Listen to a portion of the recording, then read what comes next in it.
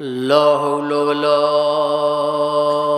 قوة إلا بالله السميع العليم. أعوذ بالله من الشيطان اللعين الرجيم. بسم الله الرحمن الرحيم. الحمد لله رب العالمين. الصلاة والسلام على اشرف الانبیاء والمرسلین سیدنا و مولانا شفیع ذنوبنا ابی القاسم محمد وآلہ الطیبین الطاہرین المعصومین الذین اذہب اللہ عنہم الرجس وطہرہم تطہیرا.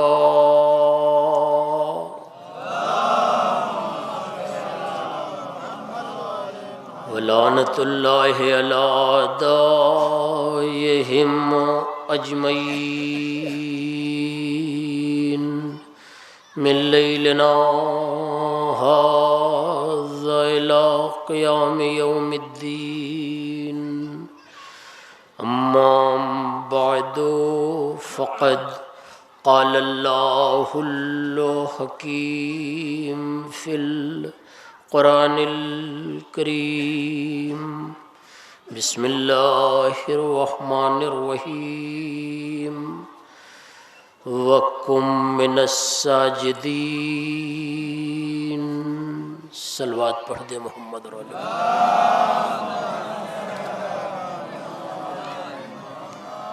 اب حضرات سے مؤدبانہ گزارش ہے کہ ایک بار سورہ حمد 3 بار سورہ اخلاص کی تلاوت فرما کر سہگا کربلائین، بھیکو کربلائی، بشیر حسین صاحب، نذیر حسین صاحب، حبیبہ بی بی، زوار حسین صاحب، مسلمہ بانو اور جملہ مومنین مومنات کی روح کو ایصال کر دیں. بسم اللہ الحمدللہ رب العالمین الرحمن الرحیم مالک یوم الدین. ایاک نعبد و ایاک نستعین اهدنا الصراط المستقیم صراط الذین انعمت علیہم غیر المغضوب علیہم ولا الضالین. بسم اللہ الرحمن الرحیم. قل هو اللہ احد اللہ الصمد لم یلد ولم یولد قل له کفوا احد. بسم اللہ الرحمن الرحیم. قل هو اللہ احد اللہ الصمد ولم یکن له کفوا احد. اللهم صل علی محمد وعلی آلہ. اس درود کا سبب بطفیل محمد. ایک صلوات اور پڑھ دیں محمد اور آل محمد پر.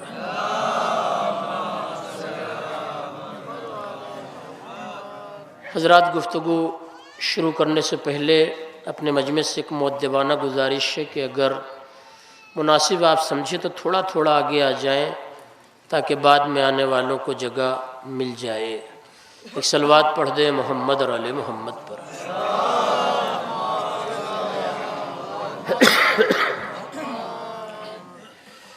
عزیزان گرامی، قرآن مجید کا 15واں سورہ سورہ ہجر، اس کی ایک مختصر سی آیت کو میں نے اپنے بیان کا سرنامہ بنایا وَكُن مِّنَ الساجدین. اور ظاہر ہے کہ جتنی مختصر آیت ہے کوشش یہ ہوگی کہ مجلس اس سے کہیں زیادہ مختصر ہو جائے. کیوں بھی آپ میرے مزاج سے اچھی طرح باخبر ہیں کہ بہت زیادہ طولانی گفتگو کرنے کا عادی نہیں ہوں. حتی الامکان اس آیہ کریمہ کے ضمن میں ایک چھوٹا سا خاکہ اپنے سننے والوں کے حوالے کرنا چاہتا ہوں. اصل میں غالباً اشتہار میں نے دیکھا نہیں، اور میرے ایک طالب علم نے مجھے یہ بتایا کہ یہ خمسہ بنام سید سجاد ہو رہا ہے۔ آج اس ترقی یافتہ دور میں بھی میں اتنا پیچھے ہوں کہ میں نیٹ چلاتا نہیں، لہٰذا براہ راست اشتہارات میرے پاس آ نہیں پاتے، اور نہ چلانے کی ایک وجہ یہ بھی ہے کہ اب تک بارہا میں نے دیکھا، کبھی میری تصویر صحیح نہیں آئی، لہذا میں نے سوچا کہ نہ چلایا جائے، نہ خراب سی تصویر دیکھی جائے، نہ دل کو رنجیدگی پہنچے، لہذا اسی مناسبت سے میں نے اپنے اعتبار سے ذہنی خاکہ ترتیب دیا کہ اسی آیہ کریمہ پر ایک چھوٹا سا خاکہ، یہ خمسہ اللہ سارے شرکا کو سلامت رکھے جو اب سے لے کر مصائب کی آخری منزل تک شرکت کرنے والے ہیں، اور خصوصاً انجمن سجادیہ جس کی زیر نگرانی یہ خمسہ ہو رہا ہے۔ بہرحال پروردگار ہمارے اس مختصر سے اعمال کو قبول فرمائے، مگر علماء کا تواتر کے ساتھ یہ بیان اور تسلسل کے ساتھ یہ بیان ہے کہ ہر عمل کی قبولیت کے لیے بنیادی چیز ہے خلوص، اخلاص۔ اگر یہ چلا گیا تو کچھ بھی کر لیا جائے سب کرنا بیکار ہے، اور اگر درمیان میں یہی آ گیا تو دعائے زہرا بھی حاصل ہو جائے گی، دعائے معصومین بھی حاصل ہو جائے گی، اور خوشنودی پروردگار بھی حاصل ہو جائے گی۔ بلند ترین صلوات عظمت محمد اور آل محمد پر پڑھیں۔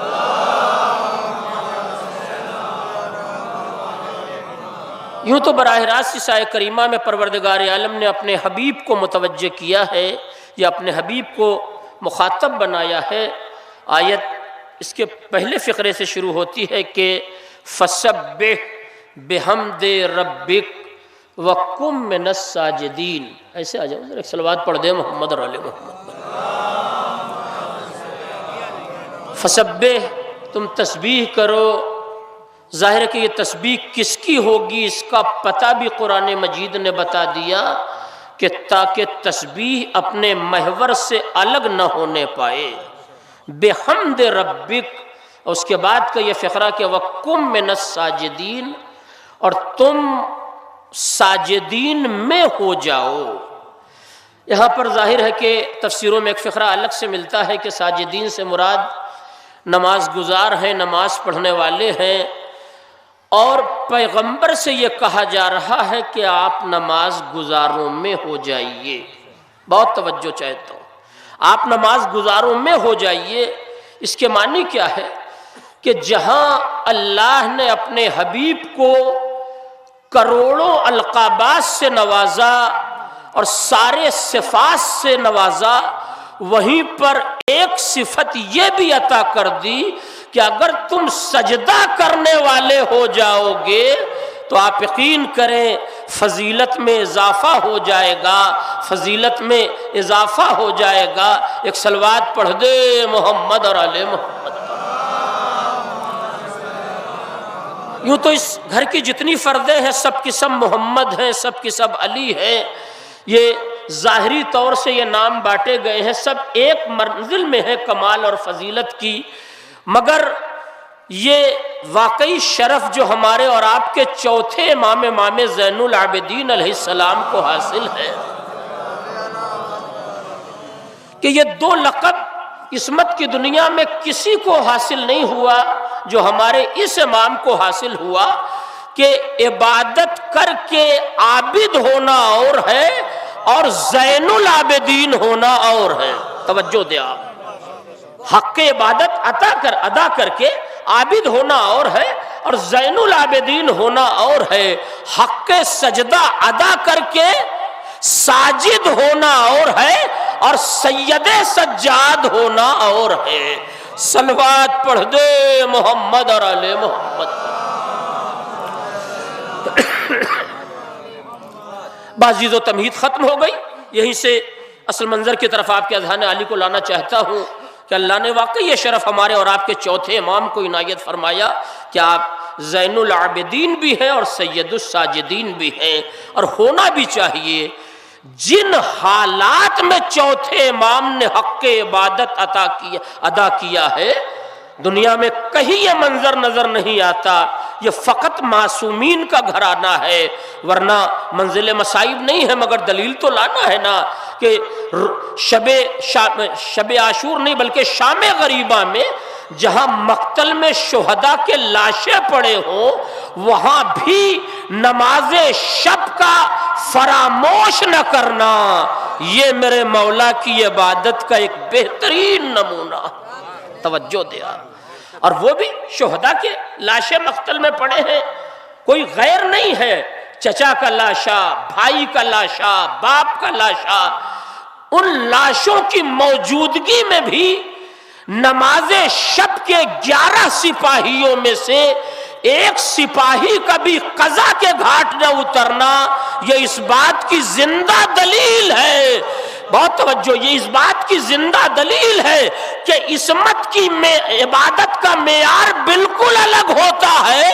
تو جب تم معصوم کی عبادت کا مقابلہ نہیں کر سکتے تو معصوم کا مقابلہ کہاں سے کر لو گے؟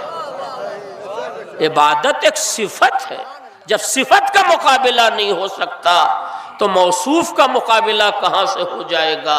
پہلے زمانہ صفت کی مثال تو لائے۔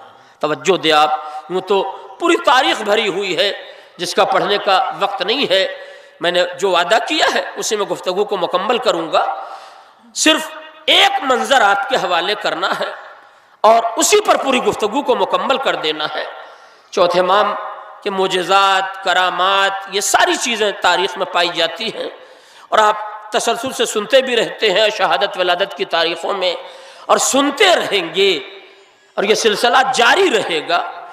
آج میں صرف امام سجاد کے خطبے کے کچھ فقرے آپ کے حوالے کرنا چاہتا ہوں تاکہ اندازہ ہو جائے۔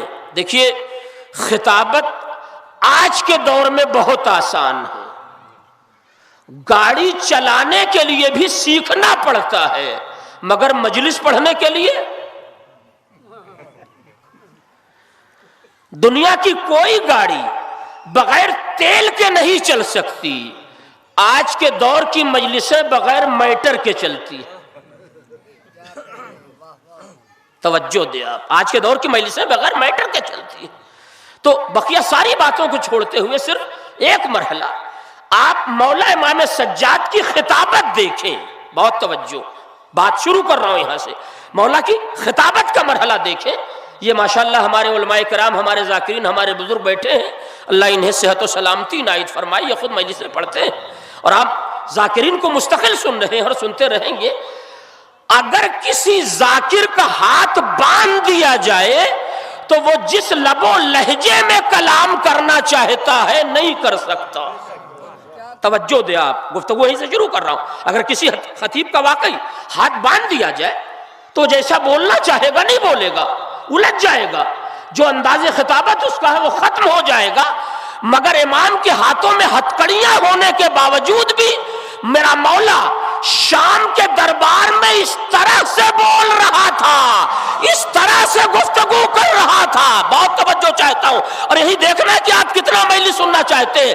شام کے دربار میں حسین کا لال، علی کا لخت جگر، سیدہ کا بیٹا اس طرح سے بول رہا تھا جیسے آزاد نہج البلاغہ بول رہا ہوں۔ ایک صلوات پڑھ دے محمد اور آل محمد پر۔ نہیں، ذرا سا بلند ترین صلوات عظمت محمد اور آل محمد پر پڑھ دے۔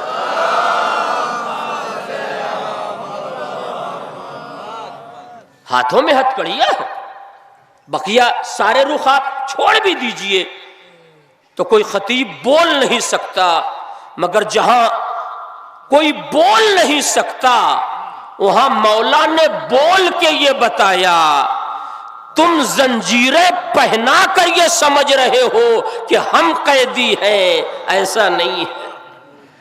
ہم اگر بولنا چاہیں تو بول بھی سکتے ہیں۔ یہ مصلحت پروردگار ہے کہ ہم ظاہر ہے کہ مصائب اور شدائد کی منزلوں سے گزر رہے ہیں، تو 6 فقرے مولا کے خطبے میں پائے جاتے ہیں صفات کے نام پر، اور 7 فقرے پائے جاتے ہیں فضیلت کے نام پر۔ کتنے ہو گئے جناب؟ 7 6 13۔ میں کوشش کروں گا ایک اپنی طرف سے شامل کر دوں تاکہ 14 ہو جائے، مگر اگر اپنی طرف سے بھی شامل کروں گا تو مولا ہی کا فقرہ، اپنا فقرہ نہیں، ورنہ وہ 13 کا 13 ہی رہے گا، 14 نہیں ہو سکتا۔ اب یہاں سے آپ گفتگو پوری سنجیدگی کے ساتھ، متانت کے ساتھ سماعت فرما لیں۔ مولا دربار میں ہے، وہ بھی یزید کا دربار، جو ظاہری طور پر کربلا کی جنگ جیت کے بیٹھا ہے۔ وہ سوچ رہا ہے کہ ہم نے کربلا فتح کر لی ہے، تخت پر ظاہر ہے کہ موجود ہے، نشے میں مخمور ہے، یہ ساری چیزیں۔ اچھا ٹھیک ہے، تو نے اپنے اعتبار سے کربلا فتح کر لی، سارا مسئلہ حل ہو گیا۔ اب اپنے دربار میں اپنا ذاکر بلا کر مزید تسکین چاہتا ہے۔ نہیں، بات شروع یہیں سے ہوئی ہے، ورنہ یہ بات یہاں تک نہ آتی۔ اپنا ذاکر بلا کر اپنی تسکین چاہتا ہے کہ تم ممبر پر جاؤ، اور ممبر پر جانے کے بعد ہماری اور ہمارے خاندان والوں کی تعریف کرو، اور ان کے خاندان والوں کی منقصت بیان کرو۔ اب ظاہر ہے کہ آج کے دور میں ہی نہیں، اس دور سے یہ بات چلی آ رہی ہے کہ پیسہ دے کے خطیب سے جو پڑھوانا چاہے، نہیں میں نے آج کی مجلس مکمل کر دی، پیسہ دے کے جو پڑھوانا چاہے آپ پڑھ دے گا خطیب، اس کا پیسہ چاہیے۔ اس کی نظر میں نہ خدا کا خوف ہے، نہ معصومین کا خوف ہے، نہ خوف دنیا ہے، نہ خوف آخرت۔ یہ اس دور میں بھی تھا کہ تم ممبر پہ جاؤ اور ممبر پر جانے کے بعد میری تسکین کا سامان فراہم کرو۔ اب ظاہر ہے کہ یہ کرائے کا خطیب عصمت کے سامنے خطابت کر رہا ہے، اور جب غریب بول کے تھک گیا تب عصمت نے اپنی گفتگو کا آغاز کیا۔ یزید اگر اجازت ہو تو میں بھی چلا جاؤں، توجہ چاہتا ہوں، اجازت ہو تو میں بھی چلا جاؤں۔ ایسے موقع پر بھی کاش میری بات میرے جلال پور کے اس مجمع تک پہنچ جاتی تو میرے آنے کا حق ادا ہو جاتا۔ امام کبھی بھی کہیں جانے کے لیے اجازت کا محتاج نہیں ہوتا، مگر لکڑیوں کے ڈھانچے پر جانے کے لیے مولا نے اجازت طلب کر کے یزید کے دربار میں اسے شریعت بتا دیا۔ اگر مولا چاہتے تو بغیر اجازت بھی چلے جاتے، کون مولا کو روک لیتا؟ کہ یزید اگر تیری اجازت ہو تو میں بھی، کیا محتاط لفظیں ہیں، ممبر نہیں کہا، لکڑیوں کا ڈھانچہ کہا، تاکہ دنیا جان لے جس ممبر سے منقصت آل محمد بیان ہوتی ہے وہ ممبر نہیں کہلاتا، وہ لکڑیوں کا ڈھانچہ کہلاتا ہے۔ جہاں سے فضائل بیان ہو رہا ہو اسے ممبر کہا جاتا ہے۔ بہت توجہ۔ اب یہاں سے آپ آئیے، مولا ممبر پر آئے، پھر آپ میری طرف متوجہ ہو۔ جو میں نے منظر دیکھا مختار نامے میں تحریر کی شکل میں، مولا کے ہاتھوں میں یوں ہتکڑی نہیں تھی، مولا کے ہاتھوں میں یوں ہتکڑی تھی جو اس ہاتھ کو اور گلے کو لے کر اس ہاتھ کی طرف بڑھی تھی۔ باقاعدہ اس کی پوری تفصیل صاحب مختار نامہ نے لکھا۔ یوں ہو اگر تو آدمی اپنے اعتبار سے کچھ اوپر نیچے ہاتھ کر کے تھوڑا سا سکون لے سکتا ہے، مگر اگر ایسے ہو مستقل، آپ توجہ دیں۔ اور اب اس کے بعد گلے میں خاردار توق ہے۔ یہاں 4 مجلس لگاتار پڑھنے کے بعد جب گلا پھنس جاتا ہے تو نہ جانے کتنی الٹی سیدھی دوائیں استعمال کی جاتی ہیں کسی طرح کھل جائے۔ اور فرمان گلے میں خاردار توق، خاردار کا مطلب کانٹے ہیں، وہ کانٹے گلے میں چبھے ہوئے ہیں۔ اس کے بعد مولا تقریر کرتے ہیں کہ یزید سن، وقت بچ نہیں رہا میرے پاس، میں بڑی جلدی لفظ آپ کے حوالے کرنا چاہتا ہوں۔ یزید سن، اللہ نے 6 صفات ہمیں ایسے دیے ہیں کہ اگر دنیا کی ساری حکومتیں مل کے انہیں چھیننا چاہے تو چھین نہیں سکتی. مولا نے یزید کی حکومت کی دھجیاں اڑا دی یہ کہہ کے کہ اللہ نے 6 صفتیں ہمیں ایسی دی ہیں کہ اگر دنیا کی ساری حکومتیں، مولا نے کیا کہا، ساری حکومتیں ایک ساتھ جمع ہو جائیں، ہمارے خلاف ہو جائیں، تب بھی ان صفتوں کو چھین نہیں سکتی. اس میں پہلی صفت کا نام ہے علم، جو نہ چھینا جا سکتا ہے نہ چوری ہو سکتا ہے، بلکہ علم اپنا لوہا منواتا ہے، اقرار کرنا پڑتا ہے آپ نہ ہوتے تو ہم ہلاک ہو جاتے. پہلی صفت کا نام ہے علم. مولا فرماتے ہیں اللہ نے ہمیں علم دیا ہے. اب ظاہر ہے کہ ایک پوری مجلس اس ٹاپک پہ ہے مگر ادھر جانے کا وقت نہیں ہے، صرف سرخیاں سن لیجیے. اللہ نے ہمیں علم دیا ہے، یہ مولا کہہ رہے ہیں. اس کے بعد مولا کہتے ہیں اللہ نے ہمیں حلم دیا. اب یہ ایک لفظ جسے حلم کہا جاتا ہے یہ تو پورا اشرا چاہتی ہے. آپ اور ہم ایک دوسرے کو اس لیے برداشت کر رہے ہیں کہ نہ آپ جانتے ہیں کہ میرے دل میں آپ کے لیے کیا ہے، اور اسی کو پلٹ دیجئے، نہ میں جانتا ہوں کہ آپ کے دل میں میرے لیے کیا ہے، اس لیے ہم ایک دوسرے کو برداشت کرتے ہیں. مولا فرماتے اللہ نے ہمیں علم دیا، اللہ نے ہمیں حلم دیا. اس کے بعد مولا فرماتے اللہ نے ہمیں سخاوت دی ہے. ذرا سا توجہ چاہتا ہوں، اللہ نے ہمیں سخاوت دی ہے. اس کے معنی کیا ہے؟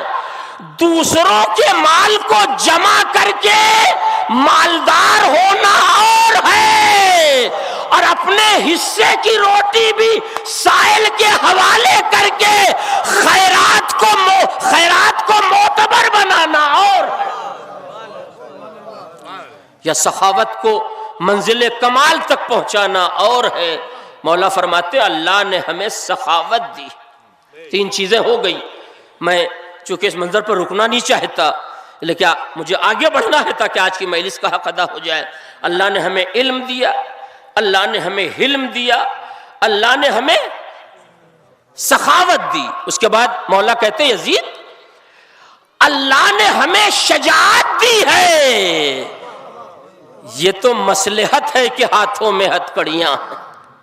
توجہ دے آپ، اللہ نے ہمیں شجاعت دی ہے. اس کے بعد مولا فرماتے عزیز سن، اللہ نے ہمیں فصاحت دی ہے. میں نے 5 فقرے آپ کے حوالے کر دیے.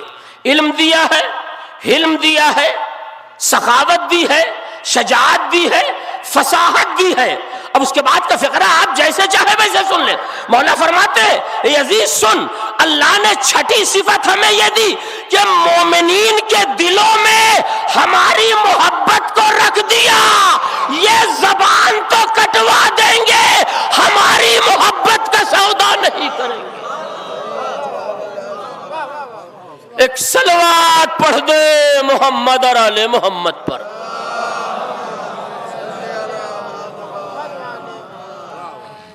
اب ظاہر ہے کہ یہ ایک ٹاپک ہے، ایک گفتگو ہے جس پر وقت درکار ہے کہ گفتگو کی جائے، مگر اس کا موقع اور محل نہیں ہے. صرف ایک صلوات پڑھ دے محمد اور آل محمد ایسے آ جائے. جلدی جلدی بات کو آگے بڑھا کر سمیٹنا چاہتا ہوں. ایک اور صلوات پڑھ دے محمد اور آل محمد پر. یہ 6 صفتوں کا تذکرہ مولا نے کیا.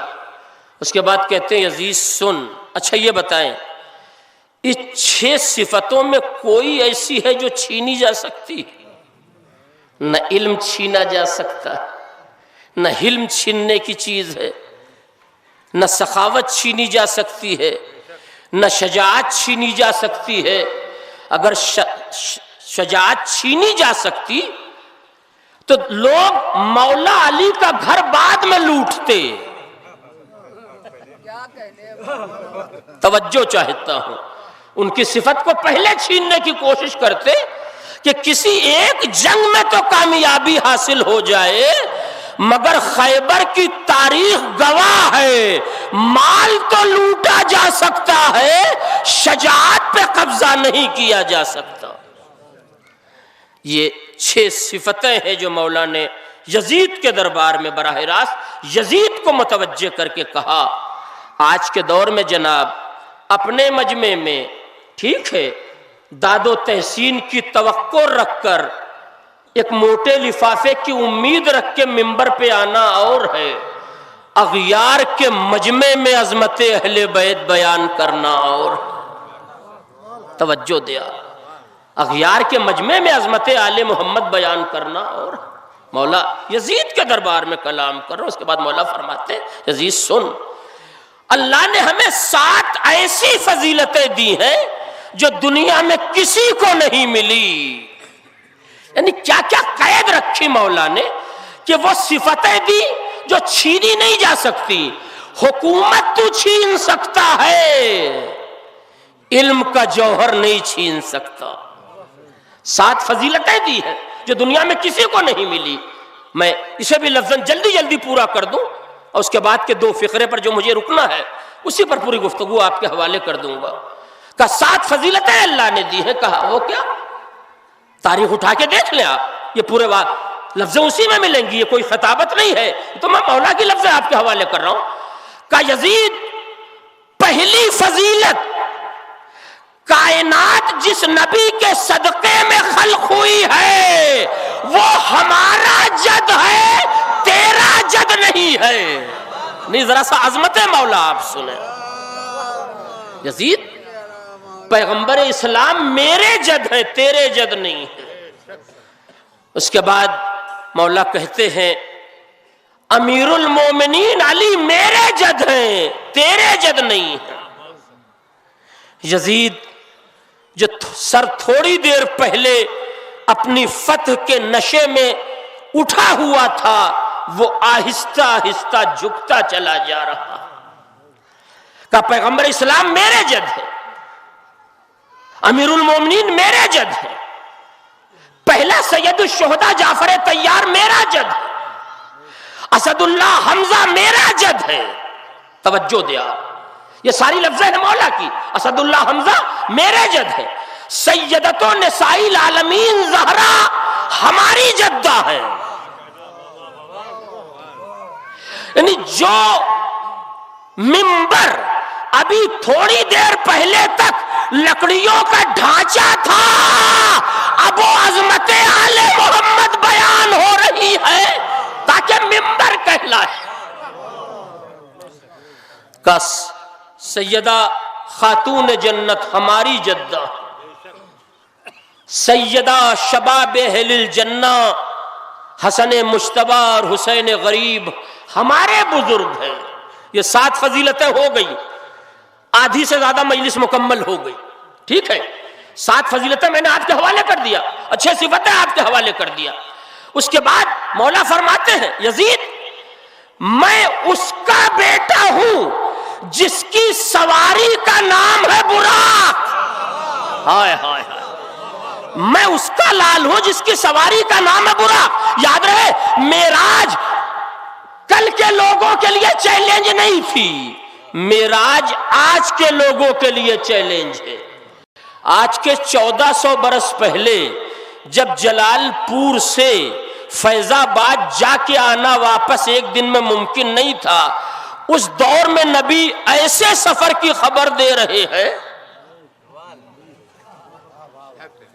آپ مجھے بتائیں ان کی سمجھ میں آتا؟ عرب والوں کے بیچارے کیا سمجھتے ہو اس سفر کے بارے میں؟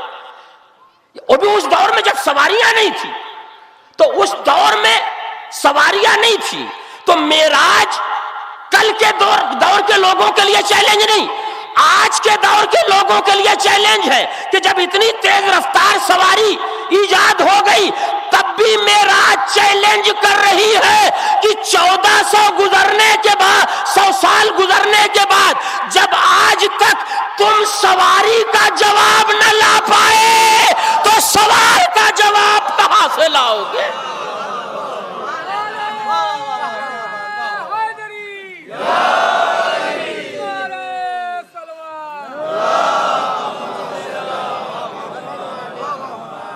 حضرات ایک چیز آپ کو بتا دوں، اللہ سلامت رکھے، ہمارے بزرگ ظفر بھائی نے اس مجلس کو مولانا رضوان صاحب کی 2 مجلسیں اور فصیح صاحب کی مجلسوں کے لیے سوسخانی کا منظر عطا کیا ہے. اگر اسی میں آپ خاموش رہ جائیں گے تو آگے 3 مجلسوں کا کیا ہوگا. ایک بلند ترین صلوات عظمت محمد اور آل محمد پر پڑھیں. میں نے کہا آپ گھبرائیے گا نہیں, گفتگو 1 گھنٹے کے اندر ہوگی. میں جہاں وقت ساتھ چھوڑے گا میں وہی مسائل پر آ جاؤں گا. یہ میرا اپنا مزاج ہے. کبھی یہ نہیں رہا کہ جتنا یاد کر کے آئے ہوں سب پڑھ دوں.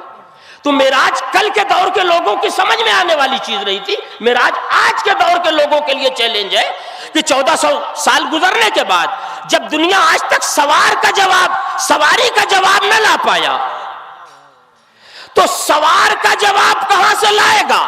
اور جب اس سوار کا جواب نہ آ پایا تو ان کاندھوں پر جو بچے سوار ہوئے ہو زمانہ ان کا جواب کہاں سے لائے گا. آپ پہچانے عظمت اہل بیت. توجہ دے آپ, یہ مولا کا فقرہ. میں اس کا بیٹا ہوں جس کی سواری کا نام ہے براق. میں اس کا لال ہوں جس نے قربت الہی کی ساری منزلوں کو ایک شب میں طے کر لیا, مختصر سے وقت میں طے کر لیا.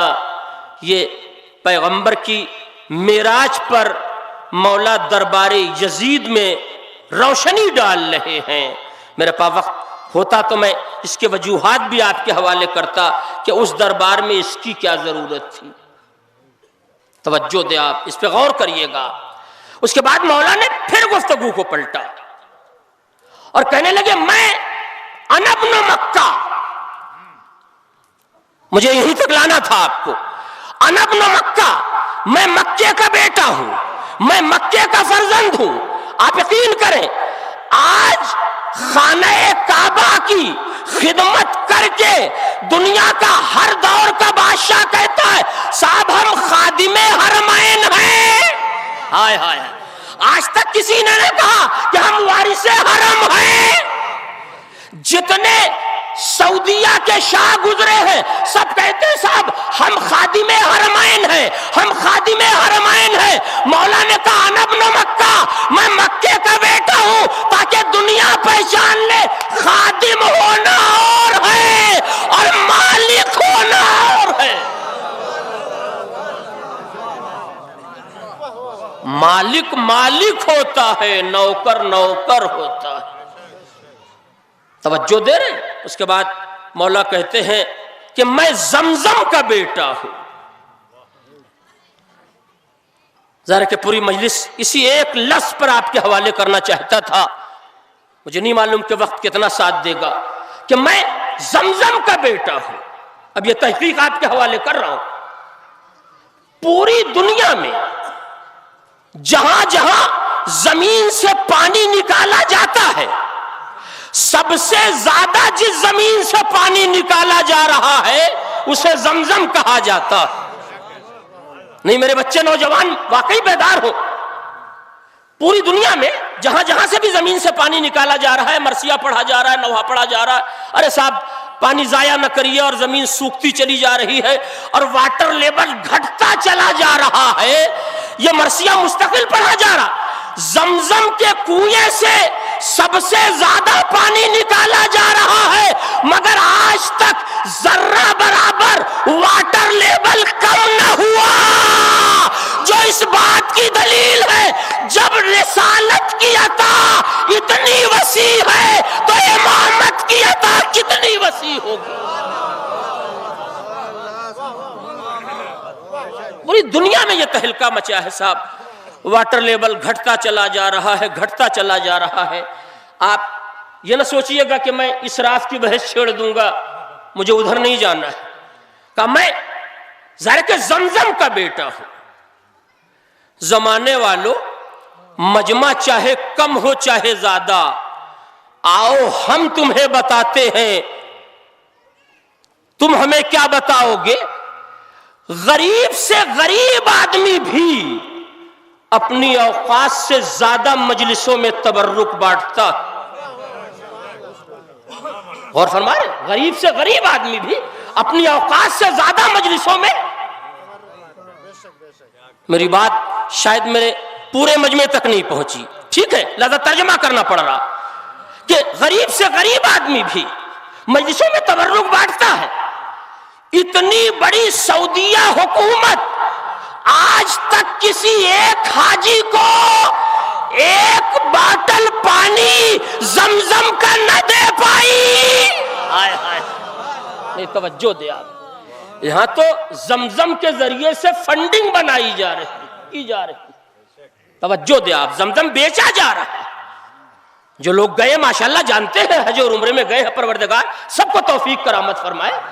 اب آپ آئیے، میں ذرا سا اپنے بچوں کے ذہن کو اپنے پیش نظر رکھ کے یہ بات آپ کے حوالے کر رہا ہوں۔ آپ ایران میں آ جائیے، اس میں 20-25 آدمی تو ایسے ہوں گے جو گواہی دیں گے کہ روضہ امام رضا میں ایک دن ہر آدمی مولا کا مہمان بنتا ہے، فری کھانا ملتا ہے۔ پورے حج میں کہیں کھانا مل رہا ہو تو بتاؤ۔ نہیں توجہ چاہتا ہوں، پورے حج میں کہیں کوئی صاحب پھل بانٹ دے ایک الگ بات ہے، جوس بانٹ دے ایک الگ بات ہے۔ 2013 میں خود حج کرنے گیا تو میرے ساتھ ماشاءاللہ 3-4 مولانا بھی تھے، اور سب مجھ سے ماشاءاللہ سینئر تھے، علم کے اعتبار سے، عمر کے اعتبار سے سب جونیئر تھے۔ ہم لوگ جگہ بیٹھے ہوئے تھے، ایک صاحب آئے، جوس دے کے چلے گئے۔ تو بھائی میں تو مولوی آدمی تھا، سب سے پہلے میں نے ہی ہاتھ بڑھایا، اور میری دیکھا سب نے ہاتھ بڑھا دیا۔ جب وہ چلے گئے تو میں سمجھ رہا تھا کہ ایک چھوٹی بوتل میں میرا کچھ ہونا نہیں ہے، تو اس میں جو ذرا سا واقعی بڑے والے مولانا تھے، میں نے ان سے کہا آپ کو معلوم ہے یہ آدمی کیوں ہم لوگ کو بوتل دے کے گیا؟ کہنے لگے نہیں معلوم۔ میں نے کہا مستحق سمجھ کے دے کے گیا۔ 3 لوگوں نے بوتل میرے سامنے رکھ دی کہ صاحب آپ مستحق ہو سکتے ہیں، ہم مستحق نہیں ہیں۔ ایک صلوات پڑھ دے محمد اور آل محمد۔ اور میری دلی مراد پوری ہو گئی۔ تو آج بھی سال میں ایک پاسپورٹ پر ایک دن ایران میں کھانا روضہ امام رضا میں ملتا ہے، یہ باہر والوں کو، اور اس کے علاوہ جو اہل ایران کے ہیں انہیں بھی کھانا ملتا ہے۔ ایک دن میں امام کا روضہ نہ جانے کئی ہزار لوگوں کو کھانا کھلاتا ہے۔ نہیں توجہ دے آپ، کئی ہزار لوگوں کو کھانا کھلاتا ہے، اس کے باوجود بھی کبھی روضے نے حکومت سے قرض نہیں لیا، روضے نے حکومت کو قرض دیا ہے۔ توجہ دیا، 8ویں امام کے روضے نے ایران حکومت سے کبھی قرضہ نہیں مانگا، روزانہ کئی ہزار لوگوں کو روزہ کھلا رہا ہے، بلکہ حکومت کو قرض دیا ہے تاکہ دنیا جان لے جب امامت کا دسترخوان جانے کے بعد اس طرح سے بچھا ہے تو آنے کے بعد کس طرح سے بچھے گا۔ ایک صلوات پڑھ دے محمد اور آل محمد پر۔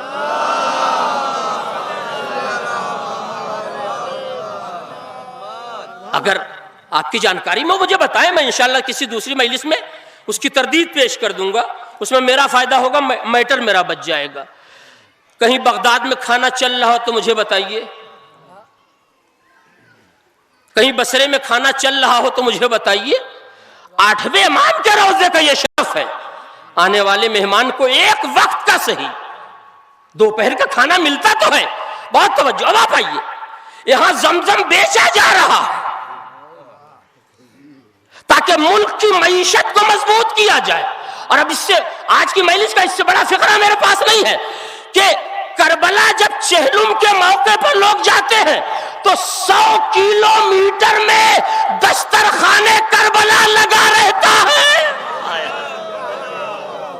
یا 80 کلومیٹر میں، آپ گھٹا کے بات کر لیجئے، میں نے ناپا تولا نہیں ہے کہ 80 کلومیٹر یا 100 کلومیٹر کے درمیان دسترخوان بچھا رہتا ہے۔ دنیا میں دستور دیکھا ہے کہ بھوکا آدمی مالدار کے آگے ہاتھ پھیلاتا ہے، یہ وہ جگہ ہے جہاں مالدار ہاتھ جوڑے کھڑا ہے کہ نام حسین پہ کھا لو۔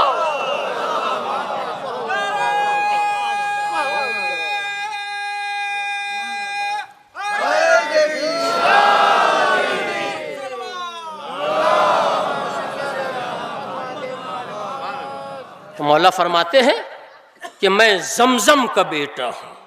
بس عزیزو 40 منٹ ہو گئے، یہیں سے گفتگو کو سمیٹنے کی کوشش کروں، لیکن فقرے بہت زیادہ بھی بچے ہوئے، پھر کبھی انشاءاللہ اسے آپ کے حوالے کر دیا جائے گا. مولا فرماتے ہیں میں صفا کا بیٹا ہوں، میں زمزم کا لال ہوں. سارے مرحلوں پر رک کر گفتگو کرنے کی ضرورت ہے، اور جب یہ ساری علامتیں مولا بیان کر چکے تو پوری تقریر کا زاویہ مولا نے پلٹا. 3 سے 4 منٹ اور آپ کا لینا چاہتا ہوں فضائل کے نام. بس مولا فرماتے ہیں یزید سن، میں اس کا بیٹا ہوں جو خانہ کعبہ میں پیدا ہوا. نہیں، مجلس تمام ہو گئی. میں اس کا لال ہوں جو خانہ کعبہ میں پیدا ہوا. میں اس کا لال ہوں جس نے نازل ہونے سے پہلے قرآن پڑھا. میں ساری لفظوں کو ہٹائے دیتا ہوں، صرف جلال پور کا پڑھا لکھا مجمع اہل علم ہے. اگر وہاں تک میسج پہنچ گیا تو میرے ممبر پر آنے کا حق ادا ہو جائے گا. مولا فرماتے ہیں میں اس کا بیٹا ہوں جو خانہ کعبہ میں پیدا ہوا. میں اس کا بیٹا ہوں جس نے نازل ہونے سے پہلے قرآن کی تلاوت کی. میں اس کا لال ہوں جو 40 تلواروں کی چھاؤں میں اس طرح سے سویا کہ تجارت یہاں کے بازار میں نہیں، وہاں کے بازار میں ہوئی.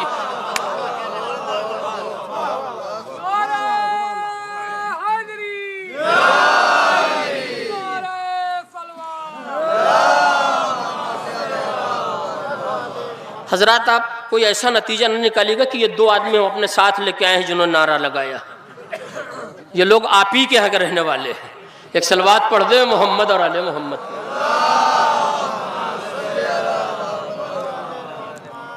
عزیزو مولا فرماتے کہ میں اب آپ آئیے 3 فقرے میں نے اس لائن کے آپ کے حوالے کیے.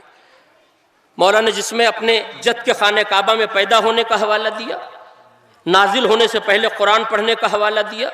اس کے مولا فرماتے کہ میں اس کا لال ہوں جو، یا اس شجاع اور بہادر، یہ لفظ ہے، فرد فرید کا بیٹا ہوں. کیا قید رکھی ہے مولا نے کہ جو 40 برہنہ تلواروں کی چھاؤں میں سویا، ایک مرہد کی تلوار دیکھ کے نکل جانے والے اور ہیں، اور 40، اب یہ لفظ یوں ہی پڑھ رہا ہوں، اسے پکڑ نہ لیجئے گا، 40 مرہد کی تلوار کی چھاؤں میں سونا اور اس کے بعد مولا کے فقرے سن لیں. کہا یزید میں اس علی کا بیٹا ہوں. میں یہی ایک لفظ پہنچانا چاہتا تھا اس خمسے کی مجلس کا، اور وہ لفظ آ گئی.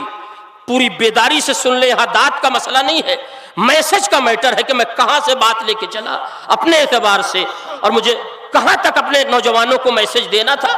مولا فرماتے ہیں کہ میں اس کا بیٹا ہوں جس کی تلوار بدر میں چلی، احد میں چلی، خیبر میں چلی، اور اس طرح سے چلی کہ اس دور کے کافر و مشرک آج تک عزت دار نہ ہو پائے. نہیں، میں نے ختم کر دی مجلس. مولا کیا کہتے ہیں؟ میں اس شجاع باپ کا بیٹا ہوں جس کی تلوار خیبر میں چلی، بدر کا حوالہ دیا، احد کا حوالہ دیا. آپ کے سامنے منظر ہے کہ جب یہ شہداء کے سر پہنچے ہیں تو یزید نے پہلے یہی بات کہی کہ اگر آج بدر کے قاتلین ہوتے تو وہ دیکھ کے خوش ہوتے. مولا نے ساری خوشی کو کافور کر دیا کہ ہم کل بھی جیتے تھے، ہم آج بھی جیتے. تم یہ تصور نہ کرنا کہ تم نے معرکہ جیتا. بس آخری لفظ تقریباً جہاں تک فرش بچھایا گیا تھا وہ پورا ہو گیا، آنے والے سب آ گئے. اور بھی لفظ ہیں، انشاءاللہ پھر کبھی موقع ملا تو بھول جانا میرا کام ہے، یاد نہ دلانا آپ کی ذمہ داری ہے. یاد نہ دلا دیجئے گا. مولا لفظ جو اس کے حوالے کر رہے ہیں یزید کے، کہ میں اس کا بیٹا ہوں جو علم الہی کا باغ ہے. ہائے ہائے، میں اس کا لال ہوں جو حکمت الہی کا خزانہ ہے.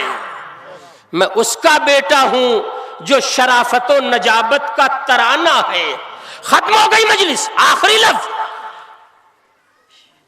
کم سے کم 700 کرسی نشین افراد ہیں، یزید کے اپنے امراء ہیں، یزید کا لشکر ہے، شام کا پورا مجمع ہے۔ اتنے بڑے مجمع میں ایک بیمار ہاتھوں میں ہتھکڑیاں، ایک قیدی تقریر کر رہا ہے جس پر واقعی ایک انگریز رائٹر کا نظریہ کہ جب بیمار حسین کا بیمار بیٹا دربار یزید میں بول رہا تھا تو یہ تمیز مشکل تھی کہ یہ قیدی ہے کہ پورا مجمع قیدی ہے۔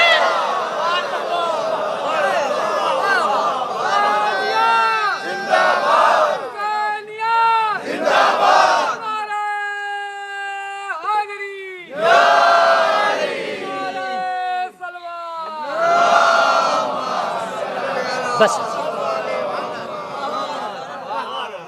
یہ تمیز مشکل تھی کہ اس میں قیدی کون ہے اور آزاد کون ہے، جو بول رہا ہے وہ قیدی ہے یا جو تخت نشین اور کرسی نشین ہے وہ قیدی ہے۔ دربار میں اس طرح سے سناٹا تھا کہ سوئی بھی گر جائے تو آواز کرے۔ بس عزیزو، یہاں تک میں آپ کو لایا، 3-4 فقرے اور رہ گئے تھے، اسے پھر کبھی آپ کے حوالے کر دوں گا۔ یاد رہے اس بھرے دربار میں سید سجاد کا اس طرح سے کلام کرنا اتنا آسان نہیں تھا جتنی آسانی سے ہم نے پڑھ دیا اور مجمع نے جتنی آسانی سے سن لیا۔ اس لیے کہ اگر ساتھ میں اسیر بیویاں ہوں تو ذہن ادھر بھی بٹتا ہے، اس وقت میری بہن سکینہ پر کیا گزر رہی ہوگی، ذہن ادھر بھی آئے گا کہ اس وقت میری پھوپھی پر کیا گزر رہی ہے۔ مگر راوی بتاتا ہے کہ جب چوتھے امام تقریر کر رہے تھے تو شہزادی سکینہ، اب یہ لفظ تاریخ میں تو نہیں تلاش کریے گا، بی بی زینب تاریخ ہر چیز کی عکاسی نہیں کرتی، شاید دعا کے لیے ہاتھ اٹھائے ہوں، اے میرے مالک میرے بیمار لال یا میرے بیمار بھائی کی آبرو بچا لینا۔ سجاد نے کب سے پانی نہیں پیا ہے یہ زینب جانتی ہے۔ جزاک اللہ، سید سجاد نے کب سے پانی نہیں پیا یہ شہزادی سکینہ جانتی ہیں، دربار یزید نہیں جانتا۔ دعائیں کرتی رہی ہوں گی بیبیاں کہ کاش میرے مالک میرے لال کو پیاس نہ لگنے پائے ورنہ یہ سلسلہ رک جائے گا۔ ختم ہو گئی مجلس، اصل منظر میں نہ پڑھ سکا جس کے لیے واقعی مجھے بھی افسوس ہے اور افسوس مجھ سے زیادہ کہیں آپ کو ہوگا۔ اے عزادارو، اے رونے والو، 2-3 لفظوں میں مصائب کو مکمل کرنا چاہتا ہوں۔ واقعہ کربلا کے گزر جانے کے بعد جب چوتھے امام مدینے آئے تو کوفے کا رہنے والا ایک شخص مولا کے پاس آن کر کہتا ہے، فرزند رسول اگر اجازت ہو تو کچھ پوچھنا چاہتا ہوں۔ مولا نے کہا پوچھ، کیا پوچھنا چاہتا ہے؟ اس نے سر جھکا کے ایک فقرہ کہا، اے آقا جب آپ کا چچا مسلم قیدی بن کر کوفے آیا تب بھی میں وہیں موجود تھا، اور آقا جب آپ قیدی بن کر کوفے آئے تب بھی میں وہیں موجود تھا، مگر میں نے ایک الگ منظر دیکھا۔ مولا نے پوچھا کیا دیکھا؟ کہ آپ کا چچا سر اٹھا کے آ رہا تھا، آپ سر جھکا کے آ رہے تھے۔ جزاک اللہ، خدا ان آوازوں پہ رحمت نازل فرما۔ اے عزیزو، یہ سوچ کے رو لینا کہ پہلو میں شاید شہزادی زینب کا روضہ ہے۔ بی بی تمہارے آنسو، بہتے ہوئے آنسوؤں کو اپنے دامن میں جگہ دے لیں گی، اپنے رومال میں جگہ دے لیں گی۔ اے عزادارو، یہ رونے والوں آوازیں رکنے نہ پائیں۔ وہ کہتا ہے مولا میں نے دیکھا آپ کا چچا سر اٹھا کے آ رہا تھا، آپ سر جھکا کے آ رہے تھے، میرا مولا رونے لگا۔ کہا تم نے دونوں حالات کا اندازہ نہیں کیا؟ کہا مولا آپ بتائیں۔ کہا جب میرا چچا کوفے کے بازار میں آیا تو چاہے کتنا زخمی رہا ہو مگر میرے چچا کے ہمراہ سربرہنا بیویاں نہیں تھی، مگر جب میں دربار میں آیا سربرہنا بیویاں، منادی کی ندا، اے تماشا دیکھنے والوں، جزاک اللہ، خدا ان آوازوں پہ رحمت نازل فرما۔ ہاں زادارو، کیا مولا نے مسئلہ حل کیا؟ بس جلدی جلدی 5 منٹ میرے پاس بچ رہے ہیں، اسی میں 2 منظر آپ کے حوالے کر کے مجلس کو اس سے پہلے ہی تمام کر دوں گا۔ ہمارا کروڑوں سلام سید سجاد کی اسیری پر، کربلا سے قید ہو کر شام کے قید خانے تک آ گئے، مگر کیسے آئے؟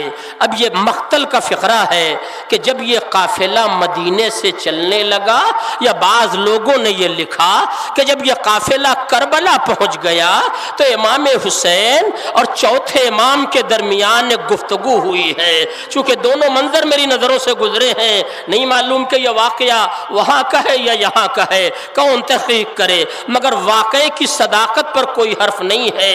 امام حسین اور چوتھے امام کے درمیان ایک گفتگو ہوئی، اس گفتگو کا ماحصل سنو اولاد والو۔ مولا امام حسین کہتے ہیں میرے لال، کربلا 2 لفظوں میں سمٹی ہوئی ہے، ایک کا نام جہاد اکبر ہے اور ایک کا نام جہاد اصغر ہے۔ جزاک اللہ، ذرا سا حوصلہ اور پیدا کرو، انشاءاللہ واقعی حق کے گریہ ادا ہو جائے گا۔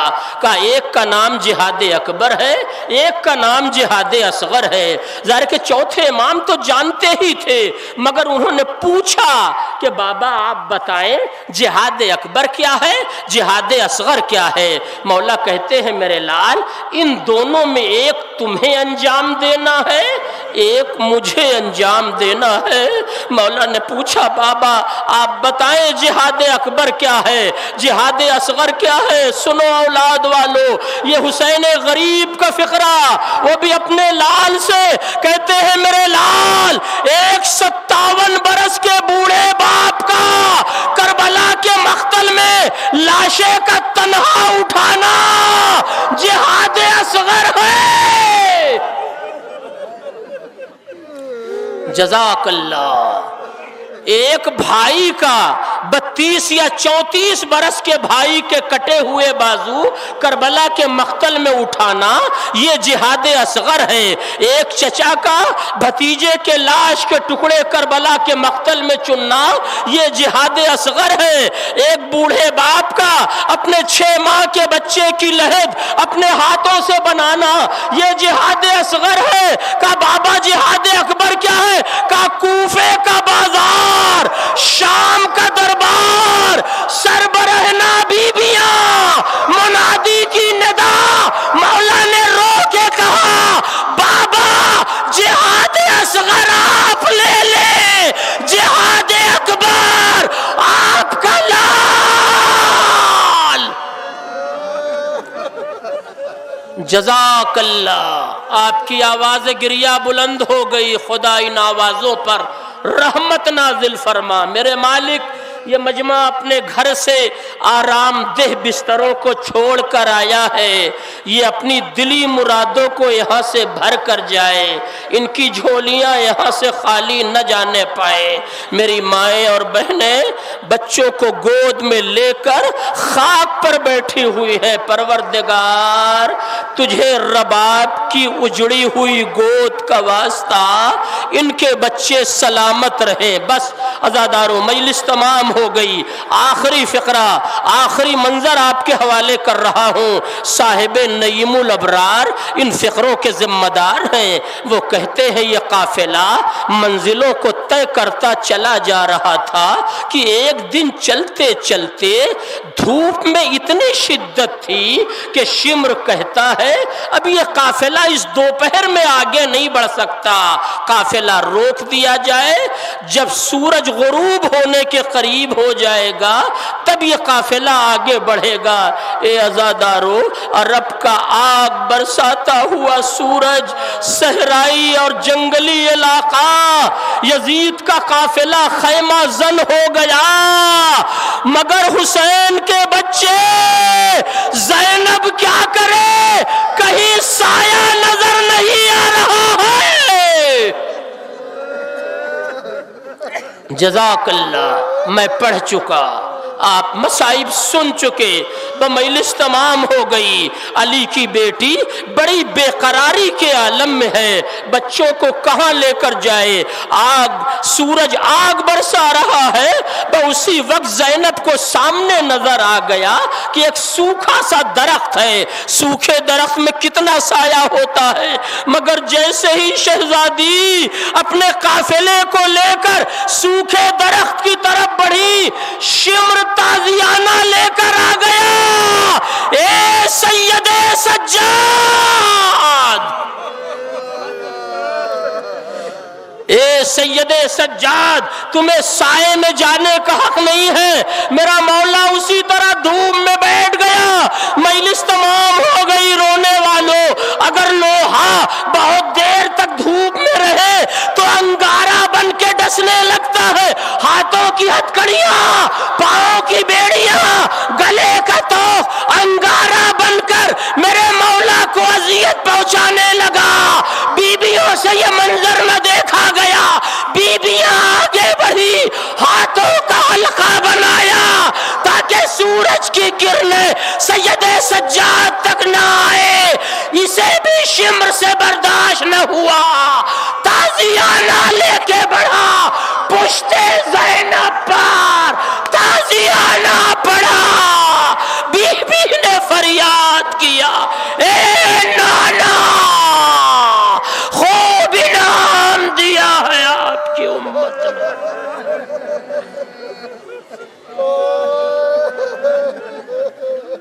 وَسَيَعْلَمُ الَّذِينَ ظَلَمُوا أَيَّ مُنقَلَبٍ يَنقَلِبُونَ إِنَّا لِلَّهِ وَإِنَّا إِلَيْهِ راجعون۔ اللہم بحق الزہرا بیہا وبالہا وبنیہا، پروردگار تجھے واسطہ ہے محمد مصطفیٰ، ان کی ذریت طاہرہ کا ہمیں اعمال صالحہ کی دولت سے مالا مال کر دے۔ ہمارے درمیان جو مریض ہیں انہیں شفائے کامل و عاجل عنایت فرما، جو پریشان حال ہیں ان کی پریشانیوں کو دور کر دے، جو باروزگار ہیں ان کی روزی میں مزید برکت عنایت فرما، جو بے روزگار ہیں انہیں صاحب روزگار کر دے۔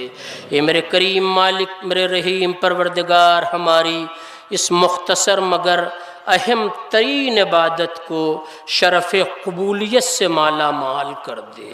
اے میرے کریم مالک، میرے رحیم پروردگار، تیری آخری حجت ہمارا آخری امام پردہ غیب میں ہے، اپنے اذن کے ذریعے ہمارے امام کے ظہور میں تاجیل عنایت فرما۔ عند الظہور ہمیں اس لائق بنا دینا کہ ہم اپنے امام کے سامنے حاضر ہو سکیں۔ ربنا تقبل منا انک انت السمیع الدعاء۔ آپ حضرات سے پھر گزارش ہے کہ سورہ حمد 3 بار سورہ اخلاص کی تلاوت فرما کر سہگا کربلائین، بھیکو کربلائی، بشیر حسین، نذیر حسین، حبیبہ اور زوار حسین صاحب، مسلمہ بانو اور جملہ مومن مومنات کی روح کو ایصال کر دیں۔